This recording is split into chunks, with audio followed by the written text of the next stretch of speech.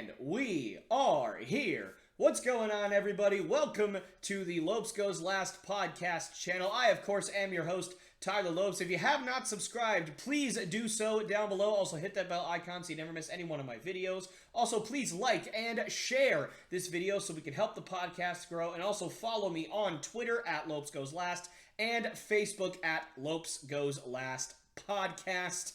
And I wanted to get this video out for you guys because I was thinking about, what I'd been doing over the last couple of weeks in terms of content, and I hadn't really talked about the NBA playoffs, and I haven't really talked about what's going on around the MLB right now, and I felt like that was probably a little bit neglectful of me, if that's even a word, neglectful. It might be. Negligent. That's a good one. Let's call it negligent. I wanted to get this out for you guys. We'll talk about the NBA playoffs. We'll talk about some stuff that's going on in the MLB, just kind of around the block a little bit. But before I do that, I want to talk to all of you watching right now. I'm very, very pleased with the way the podcast has been going and growing over the last few weeks, but some of the analytics are not all that great. So I wanted to take a couple of minutes and just basically make a plea to all of you.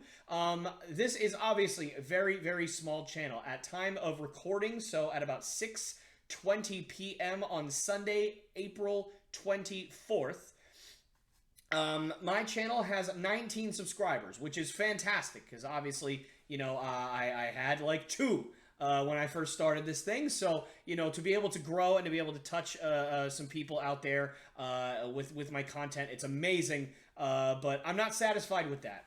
We're very, very close to 20, and I want to see that 20 happen really, really quickly. But the only way that I can do that is with you guys and your help. I am going to be making some aesthetic changes to the podcast over the next couple of weeks because I feel like it needs it. I feel like, time has passed to where what I was doing before in terms of how the presentation looked and everything, it's not going to work. I need more people to be able to, see my video pop up on their feed and actually be interested in clicking on it.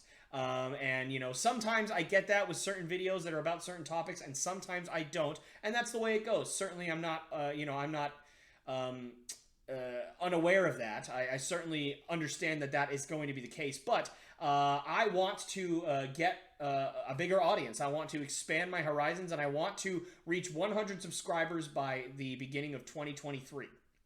So I have about 8 months or so to do that, maybe, 7-ish now because we are in late April, but that is my goal, and the only way that I can do that is if you guys, my loyal viewers that have been watching every week or, a certain amount of weeks, whatever the case may be, I can only do it if you guys share these videos, if you like these videos, and then obviously there's going to be some aesthetic changes that I talked about earlier. So if we all work together, I definitely think 100 subscribers by the end of the year is absolutely doable, and I'm going to be just grinding away and doing my best to get there, and that is what I want to do. So again, thank you guys so much that have been watching, that have been loyal through this whole time, but right now I'm not satisfied. I'm hungry for more. I want more. I want to see the normal view count go up for my videos. I want to see 10 minimum every single video. I want to see then 20, then 30, and then growing and growing and growing, and that's what I want to do. But I can, again, only do that with your guys' help. So if you could help me out with that, that would be amazing. I would sincerely appreciate it. So that is my plea to all of you. Now, let's get into some MLB stuff. I want to talk a little bit about what happened yesterday. Very, very sad situation in New York. Obviously, as those of you who have watched will know, I am a diehard Red Sox fan. As you can see my sign right over there, I am all Boston all the way. So, Yankees, they are a no-go in my household. There's no such thing as a Yankees fan in this house, and there never will be a Yankees fan in this house in terms of my family. Obviously, my friends who are Yankees fans are more than welcome to come here, but you will just be respected a lot less. No, I'm joking. But, obviously, I'm only messing around. But,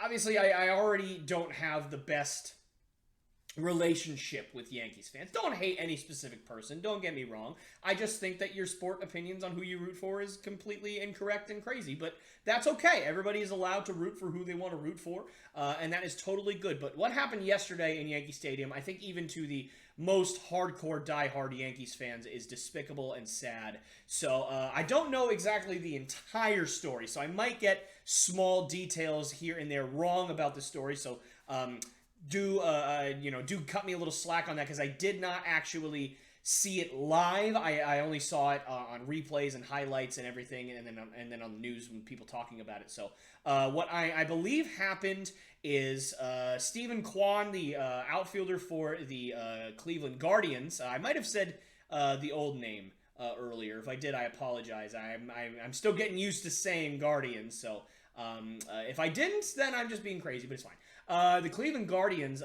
he went after a ball. This is late in the game, I believe the 8th inning or 9th inning. He goes after a ball and crashes into the wall, does not get it. And so that got the Yankees back in the game, possibly tied the game, something along those lines.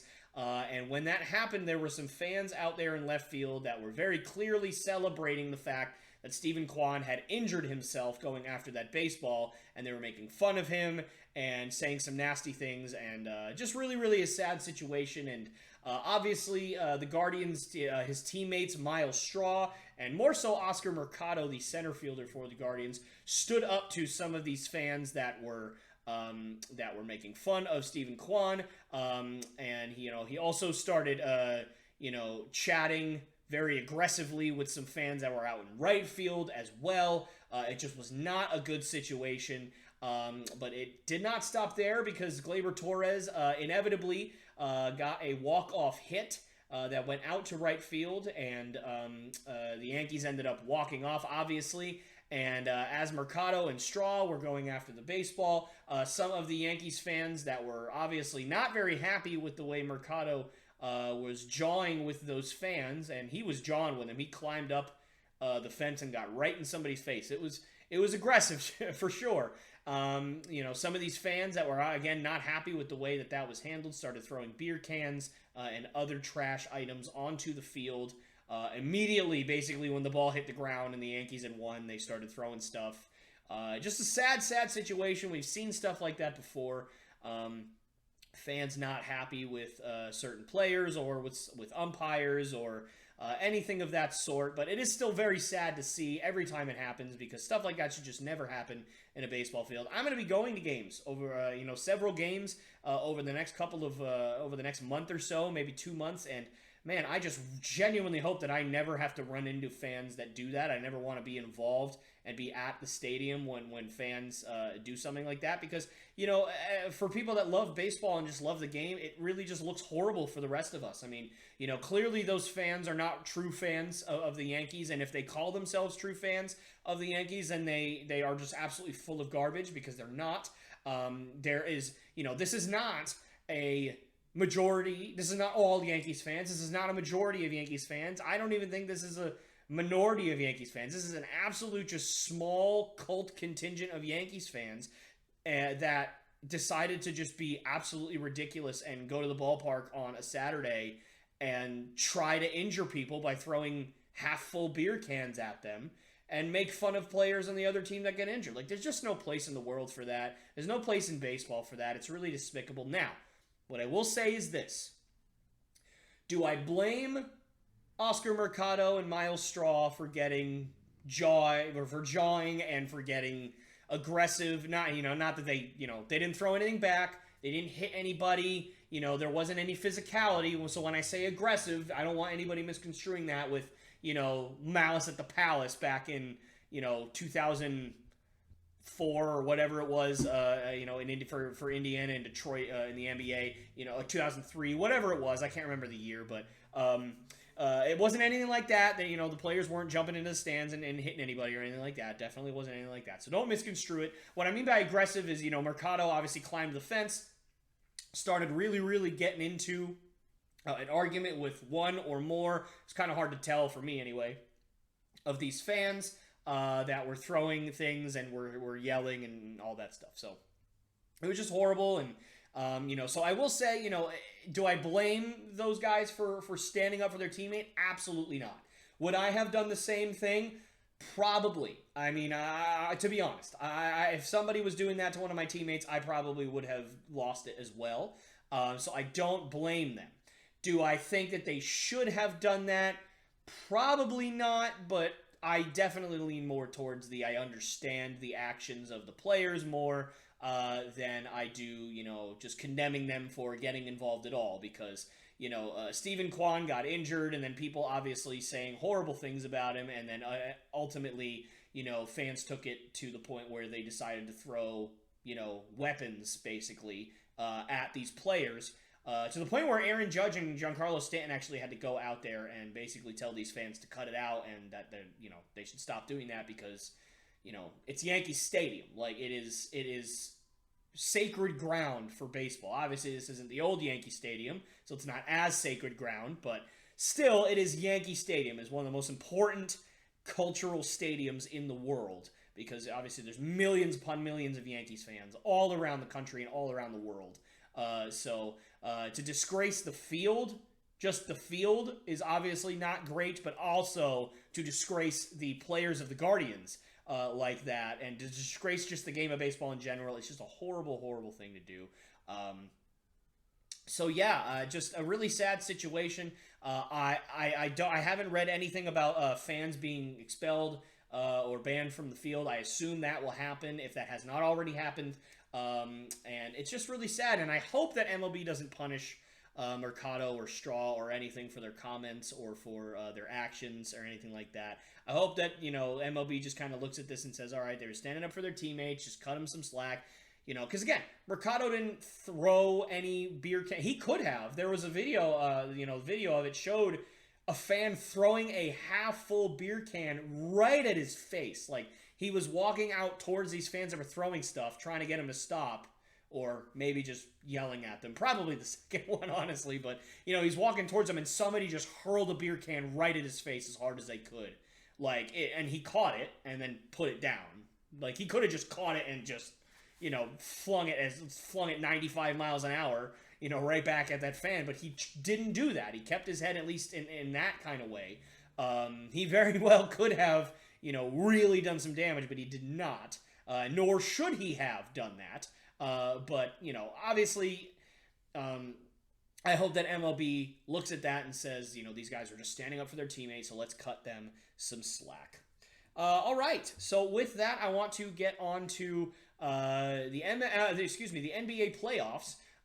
There's been a lot that's been going on with the NBA playoffs, and it's certainly been a very intriguing and sometimes heartbreaking first round for the NBA, and it's really been very entertaining to watch.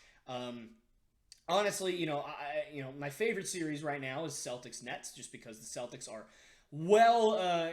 have gotten the upper hand, and it's, only getting worse for the Nets, and we'll get into that a little bit later. But I think my second favorite series that it has been to watch has been Grizzlies Timberwolves. I mean, if you'd have told me that was going to be my favorite first round matchup at the start of the playoffs, I'd have called you nuts. Because, yes, the Timberwolves, I think, were very underrated. They have Karl Anthony Towns. He's one of the best centers in the NBA. They have D'Angelo Russell, who is so absurdly underappreciated by NBA fans. He's just a phenomenal scorer. He doesn't do a lot else well. He's not the best playmaker, and he's not the best defender. So I think that he just kind of sets limits on himself as a player. And so, people think that, he's been traded a couple times, and so he's not all that good. No, he's fantastic. He's a great player. And then, obviously, Anthony Edwards, he has shown why he was the number one pick in the draft a couple years ago. He's fantastic, averaging, I think, 25 points a night now. He's really shown out.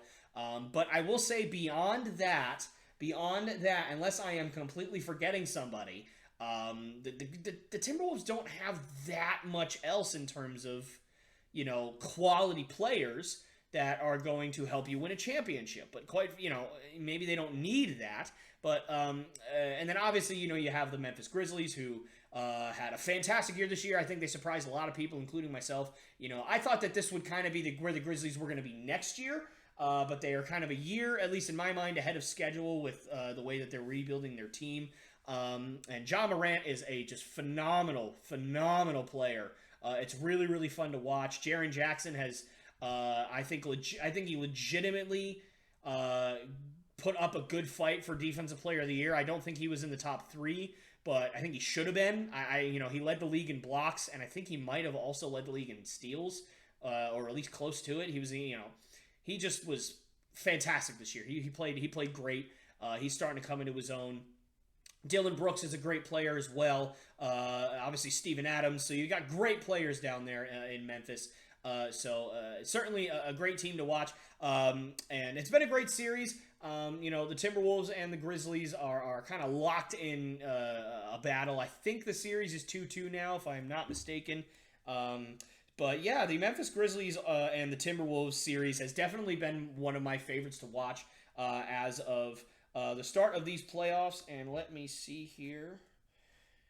So the Timberwolves did win the game last night. They won 119-118. So the series is knotted up at 2. I just wanted to check and make sure I didn't have the wrong information there. But it's just been a fantastic series. It's really anybody's ball game right now. And it's kind of crazy that it's anybody's ball game. And I'll tell you why. Again, yes, the Timberwolves are a little bit underrated. And they are a better team than what their seed, I think, says. But obviously the West is pretty stacked. But I'll say this about Memphis. And I'm not sure if I've said this on the podcast yet, or if I've just said it to other people. I think I've said it on the podcast before, but just in case I haven't, I think that Ja Morant, as phenomenal of a player as he is, and as fun of a player as he is to watch, I genuinely believe that Ja Morant is a different, metamorphosis of a Russell Westbrook type player. Definitely not as brick-worthy of a scorer of a shooter as Russell Westbrook is. Of course not. But Ja Morant is certainly nowhere near the playmaker that I keep thinking Russell Wilson. My goodness. Russell Westbrook is. They are just two different players in terms of play style. Absolutely. No question about it. But Russell Westbrook has proven that he cannot be the best player on the best team and win a championship. He just cannot do it. He was never the best player on the Thunder when Kevin Durant was there because Kevin Durant was the best player. As soon as he became the best player on the Thunder, he played out of his mind good. I mean, some of the best seasons in NBA history in terms of an individual player, but they were always like the 5 seed, the 6 seed in the West, maybe the 4. Sometimes they didn't even make the playoffs. He was never the guy that was going to elevate you to championship contention regardless of his circumstances. And I think Ja Morant is in that same exact boat right now. Now, why do I think that? Well, I think it's pretty obvious. The Memphis Grizzlies just play better without him. They just do. It doesn't make sense. I don't know why, but the numbers speak for themselves. I mean, the Memphis Grizzlies had a better winning percentage with Ja Morant not playing than they did with Ja Morant playing. Now, we saw it a little bit last year, right? He missed, a handful of games here and there, and the Grizzlies played pretty well without him. But obviously, there's no reason for us to think, oh, well, clearly the Grizzlies are better than Ja Morant, or better without Ja Morant than they are with him. Clearly, there's no reason for us to think that at that point. But you kind of saw the seeds get planted a little bit. You saw the seeds of doubt kind of be sown in the ground in Memphis over there. And in my mind as well, I kind of saw that and I was like, that's interesting. Man, the ball really moves. The defense is better. There's more energy on the court. I just, that's interesting. And then this year, Ja Morant missed, upwards of 30, 35 games, maybe more this year. And the Grizzlies were fantastic without him. They went on a huge win streak without him this year. And it got to a point where I'm sitting there going, really? This is real? I didn't want it. I didn't want to believe it, but they really seem to be a better team without him. Now, this is not me saying that the Memphis Grizzlies are not a good team with Ja Morant, nor is this me saying that Ja Morant's not a good player. He's a fantastic player. He is. And they are a good team without him. Or excuse me, they are a good team with him. But I think that they would be better served with a less ball-dominant point guard than Ja Morant, given the rest of their roster. Now, Does that mean that they should trade Ja Morant? Of course not. There will be riots in the streets of Memphis if you trade Ja Morant. But I think that in 2 years' time, maybe even 1 year's time, we will all be talking about this. We, meaning the entire world of sport podcasting or sports news or sport broadcasting, whatever. We will be talking about, can Ja Morant win a championship as the best player on their team? Now, you kind of see that with a guy like Kyrie Irving right now, who, again, we will get more into later as to what's going on with that. Just hornet's nest over there. But Kyrie, he truly believes that he could be the best player on the best team and win a championship. And he's got an unbelievable offensive skill set. But he has proven that he can't be the best player on the best team and win a championship. He had that chance in Boston. And he couldn't do it. Couldn't even get out of the first round. So it doesn't seem to me like Kyrie Irving can. Now, does that mean that Kyrie Irving is a bad basketball player? Absolutely not. He's a fantastic basketball player. He's one of the most skilled and gifted basketball players I have ever seen. And I think any of us have ever seen. Quite frankly, he's just so gifted. But there's a difference between great players and phenomenal players. Kyrie is a great player. Kevin Durant is a phenomenal player. Steph Curry is a phenomenal player. LeBron James is a phenomenal player. Giannis is a phenomenal player. Kyrie, great player. He's one step down, I think. Now, offensively, there are few better in the history of the game in terms of just pure skills. But overall, as a body of work, as the number one guy, he doesn't hold up. And I think Ja Morant is in that same boat right now. Now, Ja Morant's 21, 22? He could clearly develop into that. Absolutely, he could develop his game and become the best player on the best team and win a championship. Absolutely. I'm not saying he's not capable of that at all, but at this present time, as of, again, April 24, 2022, I am watching, I am seeing it. He is a fantastic player, but I don't think that he can be the best player on the best team and win a championship. There are at least 3 teams in the East right now that if they faced Memphis in the finals, Memphis would get crushed. I clearly don't think that Memphis is going to make it out of the West because the Warriors are better than they are. And, I would have said the Suns, but obviously Devin Booker went down with injury, and it's really, really hard for me to say where the Suns are at right now. They played fantastic the other night without Devin Booker, but, they're not really playing the best or highest quality of competition right now. So I'm not the biggest supporter or fan of people who still think that the Suns are a horrendous team without Devin Booker, but I also definitely don't think they're the best team in the NBA anymore. They had the best record in the NBA. Without Devin Booker, they're just not nearly as good because Devin Booker's phenomenal. So, I think that all makes sense. But in terms of Ja Morant, I think as of right now, he cannot be the best player and win a championship. He just is so ball dominant. He's a ball vacuum. I mean, we've talked about that term, ball vacuum. And you could, you could have been a ball vacuum and won a championship back in 2010. I mean, just look at Kobe.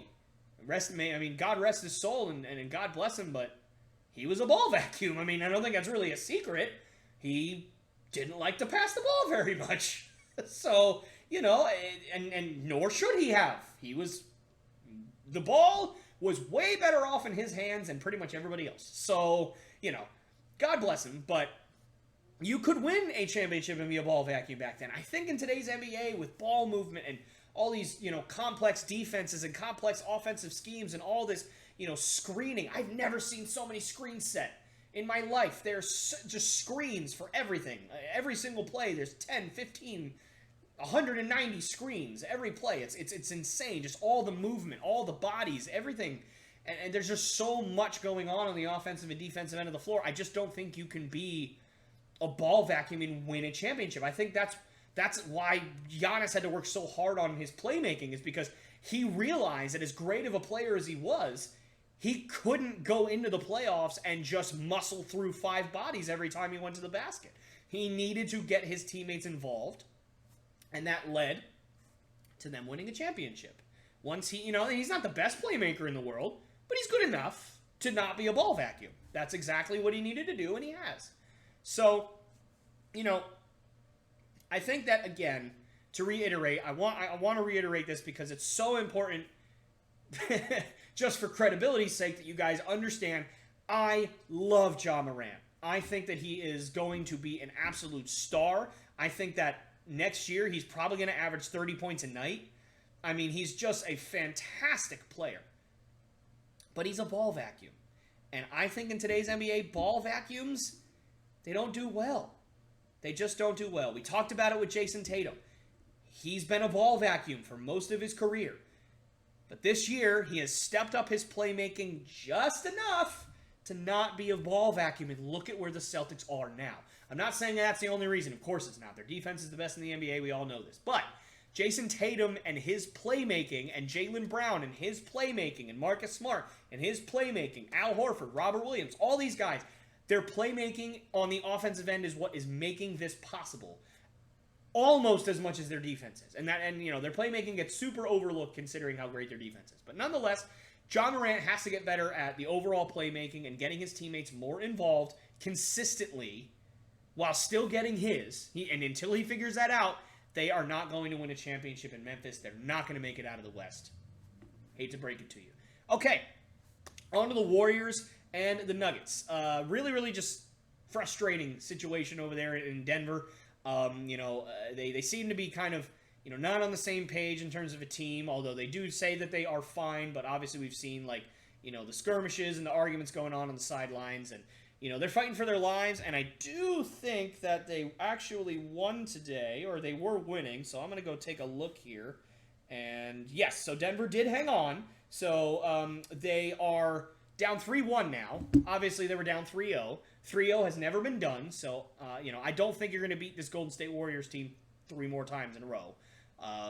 And, 2 more times in Golden State. I just don't think it's going to happen. But, could it happen? I suppose, but, I gotta give it to Nikola Jokic. I mean, he, without his number 2 and his number 3 guy in Jamal Murray and Michael Porter, this year, what he has done with the Denver Nuggets and just keeping them afloat is nothing short of spectacular. He is a wonderful player. I know my friends and I, 3-4 years ago, were like, Nikola Jokic is the most underappreciated player in the NBA. For sure, because he's in Denver. And I'm sorry, I really am, but not a lot of people care about the Denver Nuggets. Which is sad because they're a great team. They're a great organization. They have a lot of really fun young players. And obviously one of the most talented big men we've ever seen in the NBA. But, unfortunately, it seems to me that, Jokic is just not enough right now, especially against the Warriors. And, I did mention, I said that obviously Ja Morant can't be the best player on the best team and win a championship, but he does need some help. There are very few guys in the NBA that, are so good that they barely need any help to win a championship or get to the championship. LeBron was one of those guys that, in Cleveland, some of those years that he took them to the finals, I just sat there and went, how? How? It doesn't make any sense. You have no help. But he did. There are just very few guys that have done that. Obviously there needs to be a little bit more talent in Memphis for that to happen. And certainly you could speak the same for Denver. I think that if they were fully healthy, they could have been the 2 or 3 seed this year. I mean, they, obviously Michael Porter, very, very young, probably would have improved. Jamal Murray, another fantastic player that, it has been oft injured, and it's really, really frustrating because he's a great player when he's healthy. He proved that in the bubble. But man, just really, really unfortunate that Jokic kind of is just dragging that team as far as he can take it, but it's looking like that leash is going to run out soon. Okay, so on to the Bucks and the Bulls. Obviously, Chris Middleton's injury has changed, the series. Although the Bucks did win in dominant fashion today, so I'm not sure how much it changes in terms of that. I still think the Bucks are going to come out on top, but I will say, if the Celtics do end up winning Game 4, or at the very least winning the series, and we have to face the Bucks, which we will if the Bucks and the Celtics win, it's going to be pretty tough for Milwaukee to walk away victorious, because Chris Middleton, we obviously know he's a Celtic killer. He's one of the best. He seems like he plays at his best when he plays against Boston. He's always been great against them.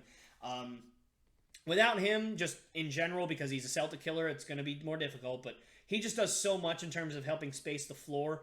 And obviously their big guys are a big part of what they do. But with the Celtics big guys and how great they are on defense, I mean, pretty much after the Celtics have basically been having to chase Kevin Durant around like a bunch of maniacs over the last couple of weeks, I think chasing around Brook Lopez and Bobby Portis is not going to be as difficult. Obviously, Giannis is still arguably the best player in the NBA. He's phenomenal. But offensively, he does have a weakness, which is shooting. So if you can put bodies on him in the paint and you can slow him down even just a little bit, you're really going to have to count on the rest of your supporting cast. Drew Holiday is a fantastic player, but he's not the same scorer that he once was. He's a fantastic defender, and he's still a great player, but he's not the top-shelf scoring two-guard or one-guard that he once was. Giannis, again, he has his limits, even though you look at him and you think that man doesn't have any limits at all. He's basically Goku, but he's not. He is a human being, and he has his limits. Without Chris Middleton, it's going to be really tough, because you can only ask Bobby Portis and Brook Lopez to do so much. You can only ask Serge Ibaka to do so much. You can only ask Wes Matthews to do so much. It's going to be tough for the Bucks. But can they do it? Yes, of course. When you have great players like you do on that team, anything's possible. But right now, it's going to be a struggle. And obviously, the Bulls can come back. Without Chris Middleton, the Bucks have some weaknesses. But I just don't think the Bulls have enough without Lonzo Ball. Even with Lonzo Ball, I'm not sure the Bulls would have had enough to go over on the Bucks. But we will see what happens. But after today, I don't have a lot of hope for the Bulls. They got absolutely run off the floor. And I think they were at home, if I'm not mistaken. It would have been Game 4. So, yeah, they should have been at home, if I am not mistaken. Yeah, they were at home and just got beat by 24. That's a lot. So, wow. They got run off the floor. So I don't particularly see. I don't have a lot of hope for the Bulls as of right now. Heat Hawks. This is a fun series. Trae Young is basically the entirety of Atlanta right now, which is really weird because they have some great players over there in Atlanta. I mean, obviously Clint Capella, Double O, keep wanting to say Devontae Parker, DeAndre Hunter. Obviously, Trae Young, of course, Bogdanovich, Danilo Gallinari is still over there. Kevin Hoyter, I don't know how to actually pronounce it, but nonetheless, they have some great players over there, but they're just, they never really put it together like they did last year, and it's really, really frustrating for Trae Young, I'm sure. I mean, they've got a lot of talent over there, but they just haven't really put it all together. And obviously, I can't believe I forgot John Collins. He's fantastic as well. But, the Heat are just better. The Heat are just better than the Hawks. I don't particularly see the Hawks putting up much more of a fight. The series is 2-1. They're playing again later tonight. They're starting just in a few minutes here. If the Hawks win tonight, obviously I might change my tune. They are in Atlanta, so certainly it's plausible. But I'll tell you this: if the Heat can't really hang on to the Hawks, they're gonna have a hard time. Like if they go 7 with the Hawks and end up pulling it out, it's gonna be tough because they're gonna have a hard time for the rest of the playoffs if they're gonna have that hard a time with the 8 seed. So, all right. And that leaves just a few more. So obviously we talked about the Suns a little bit earlier. Suns Pelicans. I just think it's even without Devin Booker, it's inevitable the Suns are going to win. We'll see how far the Suns are going to go. For the Pelicans, good for them that they were able to make the playoffs this year without Zion. Brandon Ingram is really, really good. Obviously, CJ McCollum still over there after the trade deadline. He's really helped that team pull together. They got some other great talent over there. Jackson Hayes is one of my favorite young players in the NBA, even though he did just get ejected the other day for doing something stupid. But nonetheless, I like the Pelicans and where they're going with their team when and if Zion comes back next year. That starting unit's going to look pretty interesting for sure over there in New Orleans. But for the Suns, we'll see how far they can go without Devin Booker. He might be able to come back later in the postseason or later in the playoffs, I should say, if they go far enough. But we will see. I do think that they're gonna beat the Pelicans. I just don't think the Pelicans have enough right now to beat the Suns without.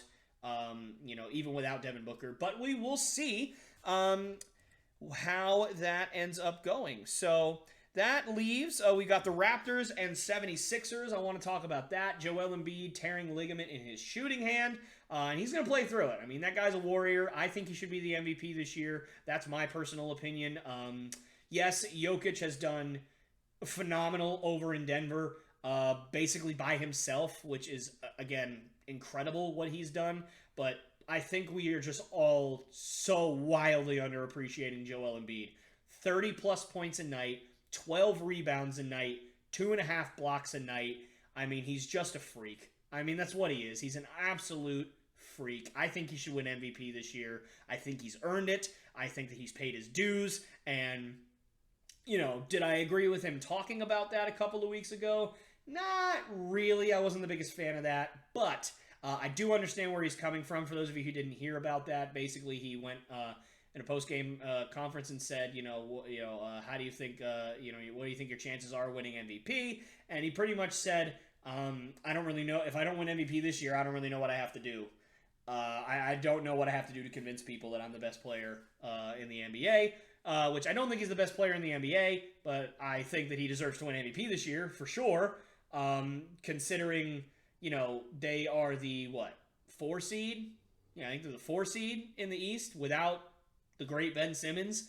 And James Harden is not playing well. So it's really just been an amazing year for Joel, and, he's going to play through injury for as long as he can, but he clearly will not be as effective as he was. I mean, you can't have a tear in your throwing hand, in your shooting hand, and be as effective of a player. It's just not going to happen. He said publicly that it's already affecting his rebounding, and it may start affecting his shooting. We will see. And if Joel is hesitant to shoot the basketball from the outside, or more hesitant than he was, I think if you run into the Celtics, if you run into Milwaukee, if you run into the Heat, it's going to be tough for sure. But we'll see. And clearly, the Raptors can take advantage here. They won last night. They were able to stave off elimination, but again, down 3-0. It's never been done before. I just don't think you're going to beat Philly that many times in a row. But it is possible. But I will say I talked to one of my coworkers. He is a Philadelphia 76ers fan, and he was very, very concerned that the 76ers were going to have a hard enough time with the Raptors, and I think pretty clearly they've shown that they're not going to have a hard time, or at least they weren't going to have a hard time with Joel Embiid as healthy as he should have been. They were running them off the floor. They were beating them. And obviously, they won one game on a buzzer beater. But other than that, it's pretty much been all Philadelphia until this Joel Embiid injury really has started affecting their effectiveness and all that kind of stuff. But certainly, I think that the 76ers are going to end up winning the series, and we will see how far they can go as well. And then I believe, last but not least, unless I am forgetting, a series. You got Mavericks Jazz going on. Certainly a lovely series that has been.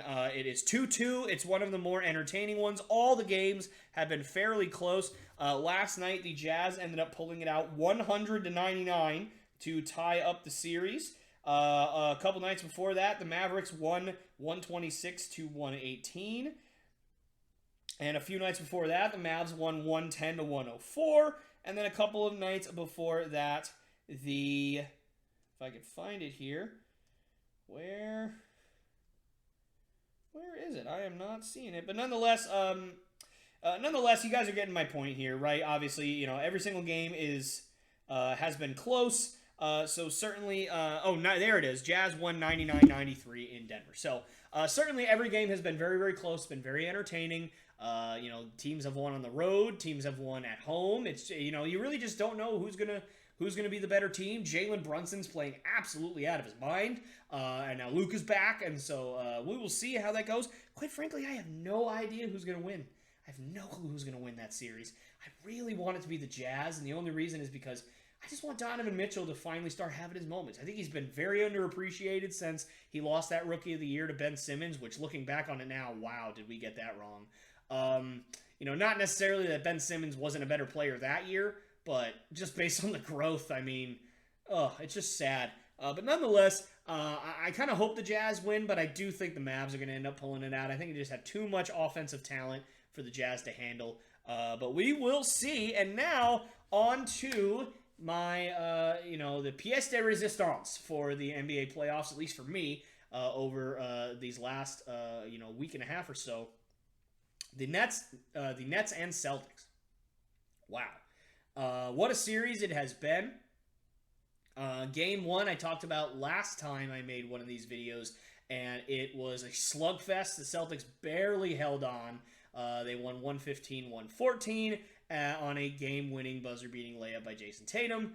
And from when I saw that, I was like, oh boy, this is going to be a really tough series for the Celtics to win. Because if you play that well on the road and Kevin Durant doesn't have a good night, I mean, how do you not walk away thinking you're going to have a good shot in this series? How do you not walk away from that game if you're the Nets thinking if KD scores 30 tomorrow, or 35, and Kyrie scores 25, and Bruce Brown continues to play well, Dragic continues to play well, Patty Mills continues to play well, Claxton gives them some good minutes, Drummond is just a rebounding machine. If you walk away and you don't think we got a really good shot to win this series from that game 1, I don't know what you were watching, but I was sitting there thinking, oh, this is going to be a tough series. And then, of course, I turned on the game a little bit late because I forget what I was doing, but I think I might have come home from work or from the gym or something like that, and I turned on the game, and the Celtics are getting just beaten to shreds. It was like 31-13 or 31-16 or something like that. They were just getting crunched early on, and I'm like, yep, there it is. But then they ended up making a huge comeback in the second half and, ended up pulling that game out, and it was really, really awesome to watch. Peyton Pritchard is my guy.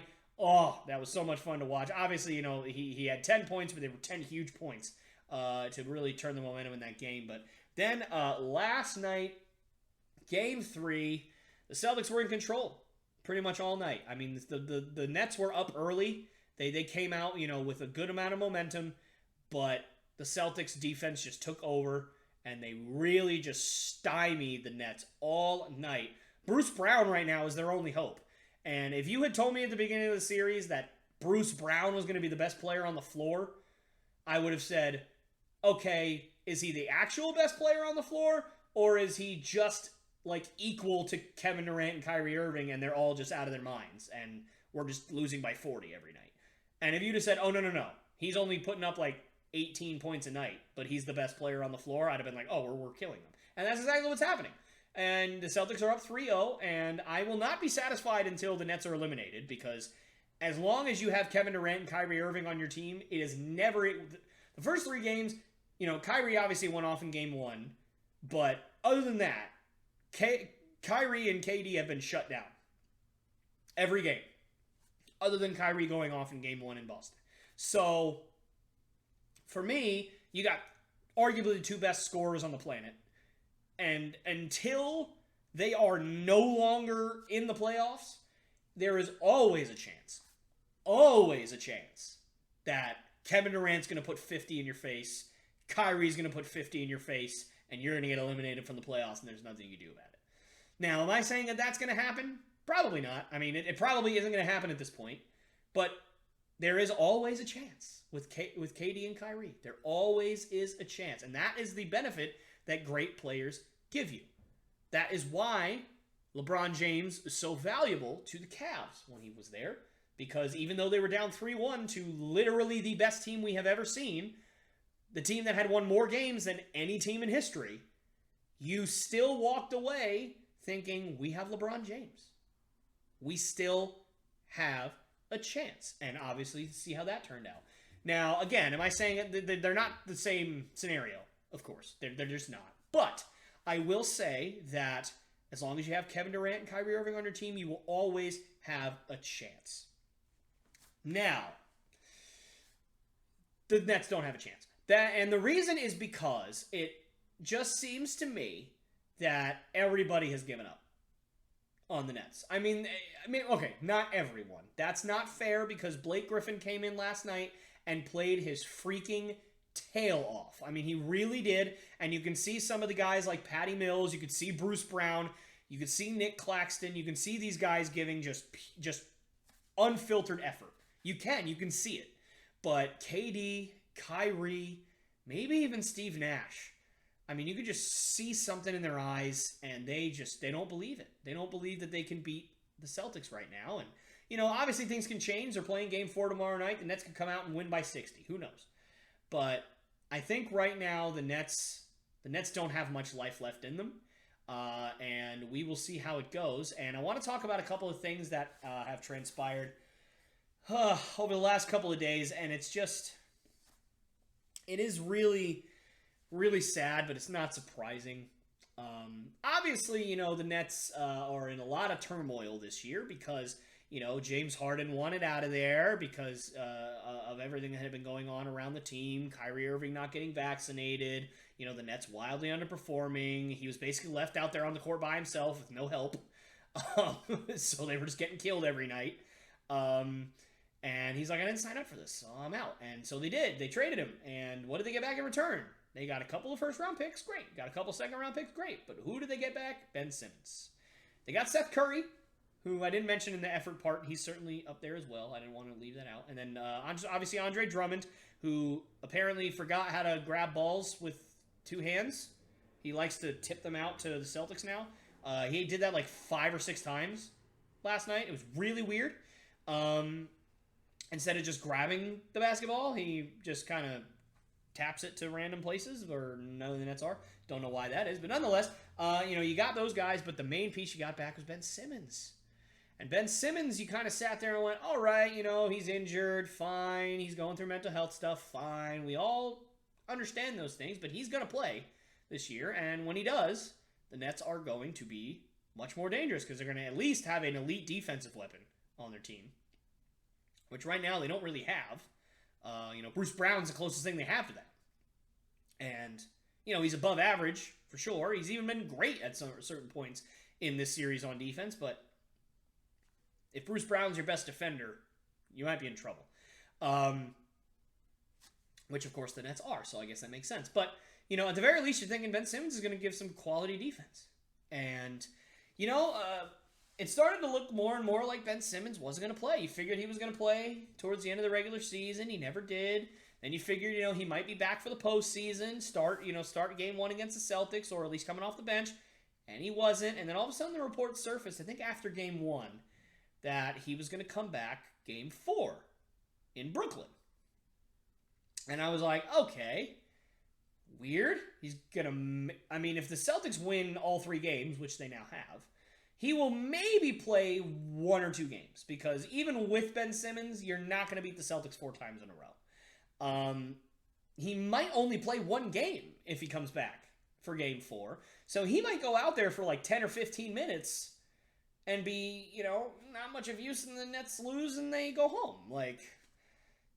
So it was kind of strange to see that report coming out. But I was like, you know what? I get it, I guess. If their season's on the line and you got this all-star just sitting there, just watching, then I guess, throw him out there, see what happens. You got nothing else to lose. That's kind of how I looked at it anyway. And then last night happened. And it wasn't really a close game, even though the difference was only 6. The Celtics were in control the entire night. Anybody who watched the game will probably tell you that. Barring, the first 5 or 6 minutes of the game where Brooklyn got out to a hot-ish start. I think they were up 13-5 at some point or something like that. It was pretty much all Celtics, pretty much all night. So I think When I saw that, I said, all right, here's what's going to happen. Ben Simmons ain't playing in Game 4. It's just not happening because Ben Simmons, let's be honest with ourselves, Ben Simmons does not give a rip about the Nets. He does not give a rip about his teammates, and he does not give a rip about the game of basketball, which is really sad because he's a really talented, physically gifted player. How many times in your lifetime, you, anybody watching, have you seen a point guard, a legitimate point guard with some of the best handles in the NBA, and a fantastic, phenomenal playmaker be 6'10", 220 pounds? How many times have you seen that? LeBron James isn't 6'10". Giannis is 6'10", but, is he a point guard? Not really. He can handle the ball, and he can run the offense, but he's not a true point guard. Magic Johnson was 6'9", but he wasn't 220 pounds. He wasn't an absolute just freight train. And even LeBron James. I think I might have already mentioned LeBron James, but 6'8", he's not 6'10". He's a freight train, but he's not 6'10". Ben Simmons is a very unique physical specimen. And he always has been, which is why he went number 1 overall. Because, my God, if he can improve his shooting, forget it. He's a fantastic defender. He's a fantastic playmaker. He's already putting up 16, 18 points a night without being able to shoot more than 10 feet away from the basket. Imagine if he could develop a shot. Woo! He'd be one of the best players in the NBA, if not the best player in the NBA. But the problem is, he doesn't care about basketball. He never has cared about basketball. He just cares about himself. And anybody who disagrees with that, I don't know what sport or what guy you're watching, but he quit on his LSU teammates when they were, going into the what is the name of the tournament? The other tournament, not the NCAA tournament, but the other tournament. And he was like, oh, it's not the NCAA tournament, so I'm out. And he just dipped. And then he quit on the 76ers and got traded. And he hasn't even shown up for the Nets. I mean, he doesn't care about basketball. And I saw a tweet. I don't know who tweeted this, but you're a champ, whoever tweeted it. He said that Ben Simmons has to be the worst human being in the world. He's sitting on the bench watching his teammates fight for his life while he's sitting there dressed like a bag of Skittles. I mean, anybody go look, if you haven't seen it, go look up what Ben Simmons was dressed in last night. He looked like a bag of Skittles. I mean, he really did. I didn't know how to describe it to my wife when I told her what he looked like on the bench until I saw that tweet and I was like, yep, that is exact. He looks like a bowl of Fruity Pebbles. He looks like a bowl of Skittles. He looks like a bowl of Starbursts that are still in the wrapper. Like, it's just... he looked ridiculous. And he's just sitting there, just chilling, like, oh, this is cool, I'm awesome, I'm Ben Simmons, blah. But, man, like, it's just so sad. And I'm sitting there thinking, he ain't gonna play. He ain't gonna play in Game 4. And again, I hate when I'm right, but, of course, about, hour and a half ago, 2 hours, whatever it's been at this point, report comes out from Woj that Ben Simmons has been ruled out for Game 4 because apparently he woke up this morning and had some back pain and back soreness from a workout yesterday, and so he's not going to play on Monday. Right. Now, this is a wholesome channel, I like to think, so I'm not going to curse. I'm not going to say what I really think about this, but it is a bunch of baloney. It is a bunch of bullcrap. It is a bunch of bullshivik. That's what it is. It is bullshivik. Didn't curse. Bullshivik. Okay? Just want you to make sure that you know that I didn't curse, but it is a bunch of bullcrap. It really, really is. You really think that he woke up this morning with back pain? You know what? Maybe he did, but really, dude, like, your team's season is on the line. You're down 3-0. Kyrie Irving might walk next year, which, again, we'll get into that in a minute. But Kyrie Irving might walk at the end of the season. And then you're the guy. You're the point guard. You might want to show up for your teammates here, man, even if you do have to play through pain a little bit. Your old teammate, Joel Embiid, has torn ligaments all throughout his hand. on his shooting hand, on the hand that he needs to be a human. And he's still playing because you know why? He is a leader. He knows his role. He knows his team needs him. Now, I don't know how bad Ben Simmons' back pain is. I've had back pain. I'm still dealing with back pain. It sucks. Some days you can't walk. But, I mean, at a certain point, you got to sit there and go, yeah, I'm in some pain, but, you know, maybe I can go out there for 10 minutes, 15 minutes, figure something out, be a decoy, anything. Your team's season's on the line. Do something. You know, if something goes wrong and you're in pain, then they can take you out. You at least did something. You at least tried. You at least tried to do something. You at least showed up for your teammates. And then you have 6 months of an off season to work it out and to, you know, God forbid if you end up needing surgery, you can get surgery, although we hope that wouldn't happen. But you could rest. You can, you know, rehab. You can do therapy. You can do all that stuff. You got 6 months to do it in the off season. Show up. Show up. And he's not going to show up. He's refusing to play because he doesn't care about anything but himself. And it's really, really frustrating for the Nets. I mean, it has to be. And I mean, I'm sitting here as a Celtics fan laughing my head off because I'm sitting here thinking, any Nets fan who thought that this series was going to be interesting because Ben Simmons is going to come back, I feel so bad for you. I really do. Like, this isn't me, like, being cocky like, oh, I feel bad for you. No, I genuinely do feel bad because if I had a player as talented as Ben Simmons on my team, of course I'd want him to play. Even if he can't play offense. Even if he's literally just shoved in a corner on offense, and every time he gets the ball, he just gets it and passes it away. And all he does is play defense. Even if that's all he does, I'd still take it if I'm the Nets. You at least need somebody who can defend. You don't play defense. The Nets don't play defense. You know? I'm getting riled up, but it's just so frustrating to see a guy with so much talent. Like, you sit there and you go, my God, I love basketball. I love going out there. I'd dive into the stands. I'd get elbowed in the face. I'd go after a jump ball and I'd flip over people and I'd land on my tailbone and I'd get up and I'd scream and I'd love it. Like, I love that kind of stuff.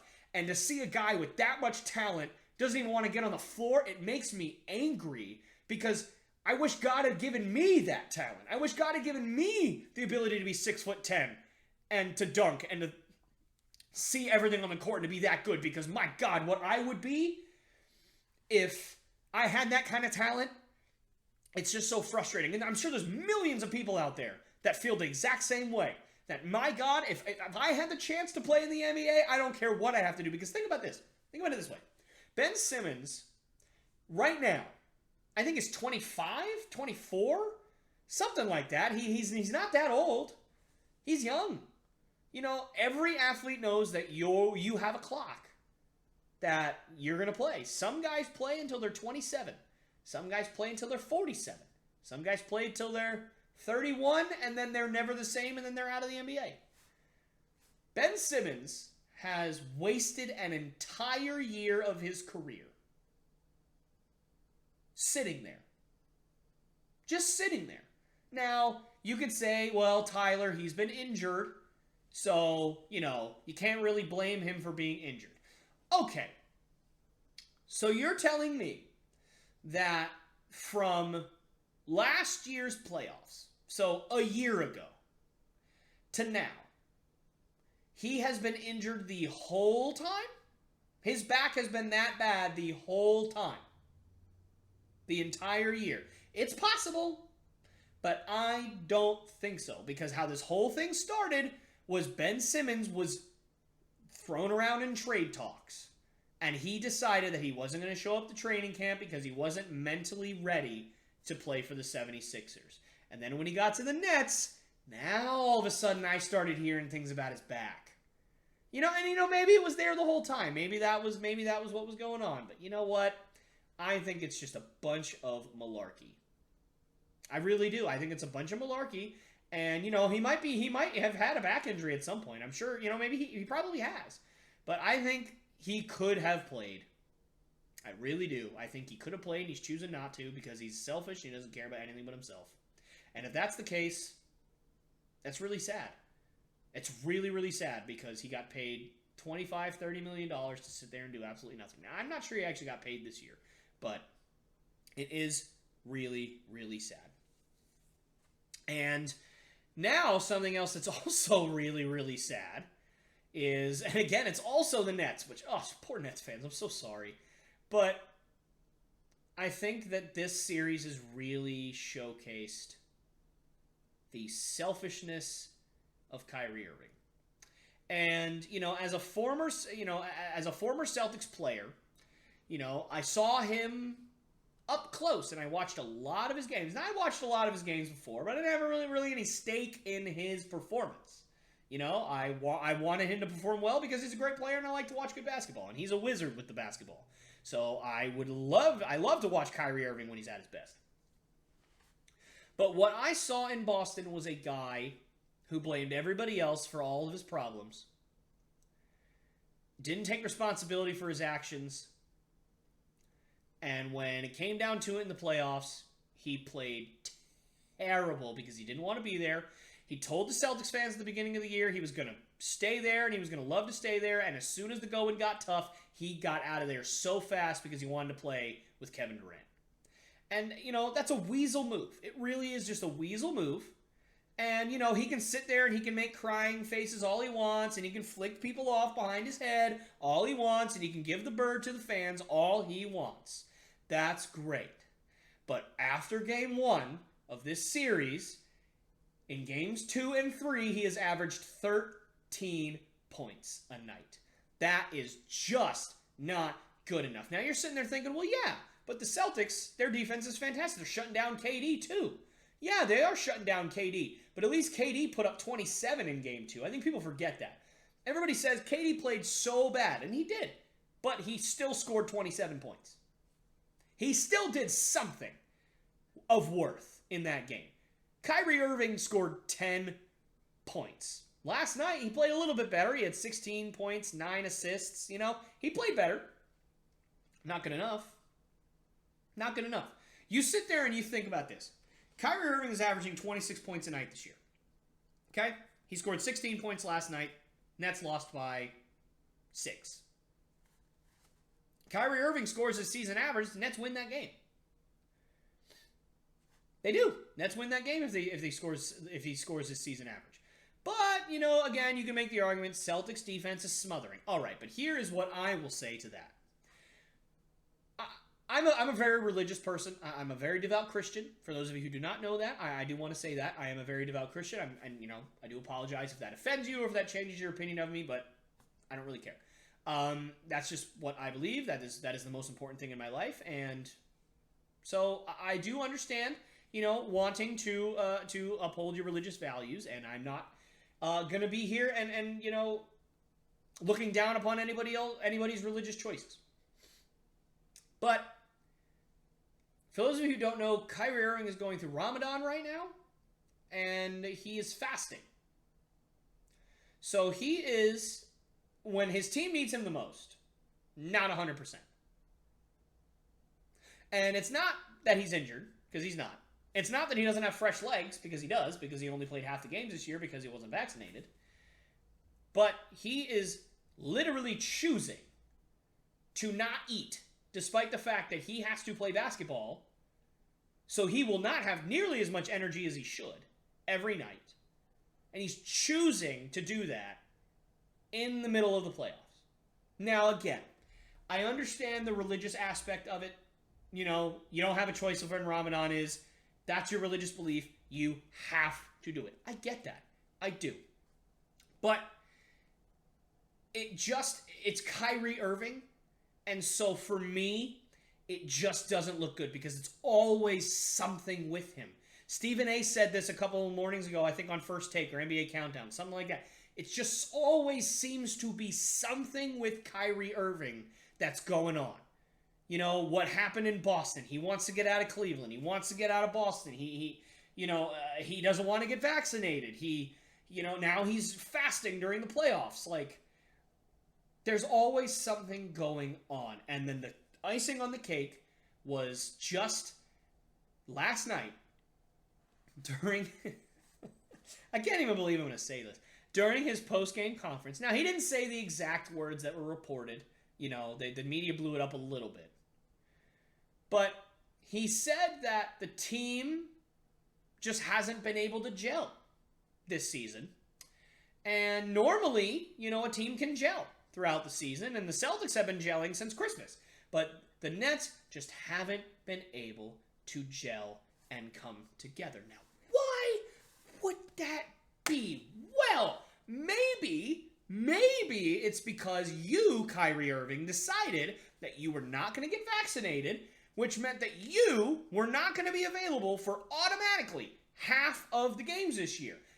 And you're lucky that you stayed healthy when you did play. Because guess what? If you played on the road in Boston and you broke your ankle, now Kyrie Irving's only going to be available for like 15 games this year instead of the possible 40 that he might have played, or the possible 30. Whatever the case is, that's on you. Kyrie Irving, that's on you. You are the reason that this team did not gel. You are the reason James Harden walked out the door. You are the reason that the Nets were the 7th seed this year, and you are the reason why you are one game away from being bounced in the first round, and yet you are probably going to opt out of your contract, and you're going to go get paid $45 million by some poor team who's willing to take a chance and think that they're going to change you. Well, I hate to say it, NBA, Sacramento, Atlanta, probably not Atlanta, Orlando, anybody who thinks that if you sign Kyrie Irving, you're going to get Kyrie Irving. Oh, you're going to get Kyrie freaking Irving, all right. You're going to get a diva who cares only about himself, doesn't care about anything else, is not accountable for his mistakes, blames everybody else for all of his mistakes, and just does not see that he's the problem. He doesn't see that he's the problem. Kyrie Irving has come up with more excuses to not play games than Ben Simmons. And Ben Simmons, as we just discussed, is literally conjuring up stuff out of nowhere. It's ridiculous what's going on with that, but Kyrie Irving is worse. Yes, early in his career injuries, that does not count. But last year, he just, I don't know if people remember this, he just disappeared for like 2 weeks. He was just gone. He was just like, I got stuff to worry about. I'm just going to dip. I'm just going to leave. Like, he just left the Nets for like 2 weeks, and everybody was like, we don't know where Kyrie is. And Kevin Durant was like, I don't know where Kyrie is, but I hope he comes back soon because we kind of need him. And he was just gone for like 2 weeks. He's like, I got personal matters to deal with. What do you mean you got personal matters to deal with? I don't understand. Are you mourning over the fact that you finally figured out the earth is round? Like, what is going on? Okay. And I want to say this. I think I've said this before on the channel, but just in case I haven't. I fully believe in your freedom to choose what you do with your vaccine status. If you have done your research and you don't feel comfortable getting the vaccine because of underlying conditions or because of other reasons, fine. I'm not vaccinated. I'll tell you that right now. I am not vaccinated. And I chose to not get vaccinated, and I have had COVID, and it hit me really hard, and I still didn't get vaccinated. Because that's my choice. Now, you can say that that's the right or wrong choice all you want. That's totally fine. I understand if anybody thinks that's the wrong choice. I'm still debating whether that is a correct choice or not, or whether I'm going to get vaccinated later on in life or not. I don't know. But for me, given my health, given my age, and given the fact that I don't have any elderly relatives, I felt like it wasn't the best choice for me. So I completely understand the idea of not wanting to get vaccinated. But let me tell you when I would have gotten vaccinated if I was getting paid $35 million to have a whole bunch of other people rely on me to be available.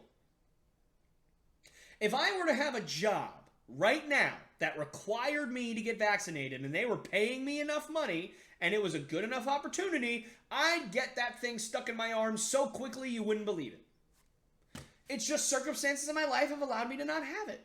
So I don't want to take the risks that the vaccine presents. Because I don't have to take the risks that the vaccine presents, because there's nothing in my life that says I do. But Kyrie Irving? If I was in Kyrie Irving's shoes, I'd have gotten vaccinated like that. I'll tell you that for free. I'd have gotten vaccinated like that. Because in the NBA or in any sport, you have other people that rely on you. You have general managers, owners, coaches, players, fans, family of players. They all rely on you. to be there. If you're somebody of Kyrie Irving's caliber of player, people count on you to be available for them. And Kyrie Irving chose to not do that. And again, he has every right to choose that. But then the gall to sit there and say that that team has not been able to gel, so that's why they're losing? Really? That is on you, Kyrie. If you're going to say that, say and follow it up with, and that's on me. I thought he was going to. I watched the interview, and he said, and now you can blame me. And I was like, oh my God, he's actually going to take accountability for not getting vaccinated. He said, for not playing as well this series. Oh, Kyrie, you had it. You had it. Just, come on, dude. Take some accountability. Not just for how you've played this series, but for what you have done to this team since the second you put that uniform on. Since the second you signed that contract, you have thrown the Brooklyn Nets into turmoil. And I feel terrible for this fan base. I feel terrible for it. Because in 2012 or 2013, whatever it was, the Nets traded $1 billion draft picks to the Celtics and didn't have any first-round picks for years and years. They had no talent. They had a terrible team. And then, just when they get their draft picks back, they traded all of them again to get James Harden, and guess who ran him out of town? Kyrie Irving ran him out of town. It wasn't Steve Nash. It wasn't Kevin Durant not being available because he was injured. It was Kyrie Irving that drove James Harden out of Brooklyn. And now, all you got back for him was 1 or 2 first-round picks. So you just lost a net loss of James Harden and 6 first-round picks for Ben Simmons, Seth Curry, and Andre Drummond. Seth Curry and Andre Drummond, great players, not worth 6 first-round picks. No, no, no. And the fact that Kyrie Irving can sit up there and still think that this is not on him infuriates me. If you can't tell by the yelling, it infuriates me that he could sit up there and give excuse after excuse after excuse for everything that he has put this team through. I hope to God, for the Nets' sake, that he opts into his contract. You know why? Because at least the Nets can trade him for something. If he leaves that franchise and leaves Kevin Durant to sit in that muck of a franchise, and it's not their fault. It's not their fault that they're going to be a muck of a franchise. It's on Kyrie. And if Kevin Durant has to sit there until 2026 in that franchise because Kyrie convinced him to go to Brooklyn and then he dipped out as soon as it got hard, oh my Lord, there is going to be a media frenzy. And quite frankly, Kyrie, if there's more important things to you in life than basketball, stop playing basketball. Stop ruining franchises. As soon as the going got a little tiny bit tough in Cleveland, you dipped out. You said, I'm out, I'm done, I can't take this anymore. As soon as you underperformed in Boston, I'm out, I gotta get out of here. And now you're probably gonna do the same thing in Brooklyn. As soon as the going got tough, as soon as things got hard, you just ruined that franchise and you dipped. Now, you haven't dipped yet, so I guess I can't say you're gonna. But you're gonna, aren't you? You're gonna, aren't you? It just makes me sick. It's so sad. Anyways, guys, that is going to be the end of the podcast for me. I know this is a little bit more fiery of a podcast this time, but just these things, they frustrate me to my core. And there's just been frustrating stuff. Obviously, the stuff in Yankee Stadium makes me sick. Stuff like that going on. Obviously, stuff with Ben Simmons, stuff with Kyrie Irving. I wanted to get my thoughts out on that. But nonetheless, thank you guys so much for watching. And remember, the only way this thing can grow is if you subscribe and if you share this stuff and everything like that. And I know I say it at the beginning and I say it at the end of most of my videos, but I really wanted to just mention it again. I know, and not every single video for the rest of the time on the podcast is going to be me just, saying, please subscribe, but please do. We definitely need to grow and want to grow, and I'm putting things in place so that we can grow and get more people invested in what we do. So thank you guys so much for watching. And if there's anything that you guys want to discuss further, I'd love to see it down in the comments below. And I'd also love to see it on Twitter or on Facebook or anywhere else that you can reach me. But nonetheless, thank you guys so much for watching, and I will see you next time. Hey guys, me again. I just want to say thank you so much for checking out the Lopes Goes Last podcast. It means the world to me that you decided to stick all the way to the end. That's super cool. So thank you again. And if you really, really like what you see, I'd love for you to subscribe, like the video, and share it with all your family and friends because, you know, this is my passion project. This is what I love to do, and I really want the sucker to grow. And the only way that that can happen is through you guys, is if you guys can help me out. So again, if you like what you saw, please subscribe, like the video, share with all your friends and family. That's the only way this is going to grow. And yeah, I'll see you guys next time.